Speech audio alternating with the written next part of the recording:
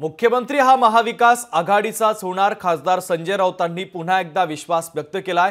नाना पटोलेंच्या मनात कुठला चेहरा असेल तर सांगावं असं राऊतांनी म्हटलंय। मी जनतेच्या मनातील चेहरा कोण ते सांगितलं असं राऊतांनी म्हटलेलं आहे। उद्धव ठाकरेंच्या नावाबाबत संजय राऊतांनी आता स्पष्टीकरण दिलं।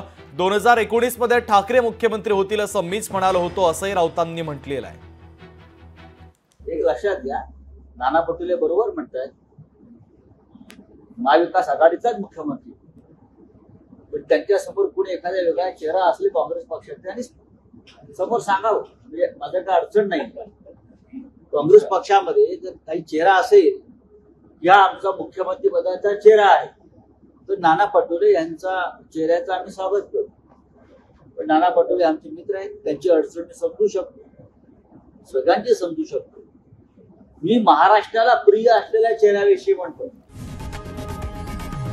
लोकशाही मराठी ऐका, पहा, जागरूक रहा।